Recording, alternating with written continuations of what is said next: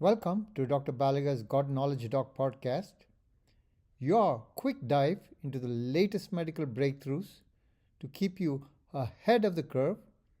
Let's get started. Today, November 2nd, 2025. This video is on a recent JAMA Oncology article published on October 23rd, 2025, titled Risk Prediction Model for Development of Heart Failure or Cardiomyopathy After Breast Cancer Treatment. Lead author is Dr. Anna Barak from Washington, D.C. And there was an accompanying editorial. Do all breast cancer survivors need to see a cardiologist? And the last author here is Dr. Eric Yang from UCLA. Women with early stage breast cancer face the risk of heart failure or cardiomyopathy after chemotherapy with no widely validated model.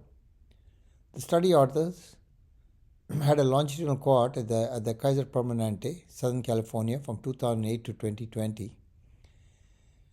26,044 women comprised the study cohort. They were aged between 18 to 79 with invasive local or regional breast cancer. Median follow-up 5.2 years, maximum 14 years. Random split 60% derivation model, 40% validation model. They used elastic net Cox regression.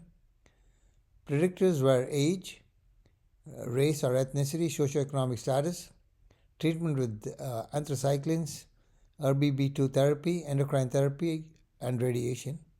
And cardiovascular risk factors assessed were high blood pressure, diabetes, obesity, smoking, dyslipidemia. The outcome was incident heart failure or cardiomyopathy. What did they find? 10-year heart failure cardiomyopathy risk stratified effectively. Low 1.7%, moderate 6.3%, high was 19.4%. Area under the curve was 0.79 at 10 years.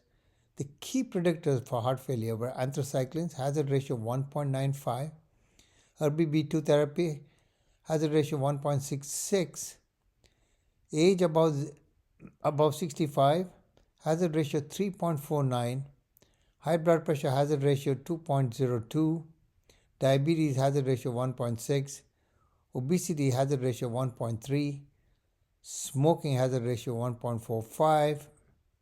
The key takeaway, the model accurately identifies high-risk survivors for targeted monitoring.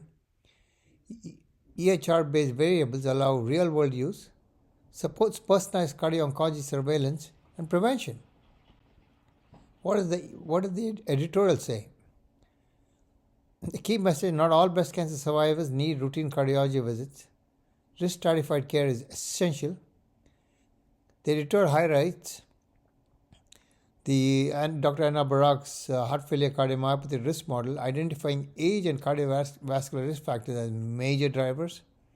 Perspective: most survivors can be managed by primary care with focus on prevention. High-risk individuals benefit from cardio-oncology input. Clinical implication: prioritize cardiovascular risk factor control and selective cardiac surveillance. Prospective validation of risk tools are required. Clinical pulse: age and anthracycline or RBB2 therapy are dominant risk drivers. Traditional cardiac risk factors: compound cardiotoxicity. Risk-guided cardiac imaging may reduce over and under surveillance. Useful in community oncology practice. Supports proactive heart failure prevention in breast cancer survivors. These are some of the eponyms from this article, mainly related to statistics. Hit pause and read at your leisure. If you enjoyed this episode, share it with your colleagues. When we change how we see disease, we change how we shape lives. Until next time, stay curious, stay compassionate, and keep seeking wisdom. Podcast brought to you by masterbedfacts.com. This podcast is for physicians and healthcare providers. If you enjoyed this video, please like, subscribe, and forward to your friends.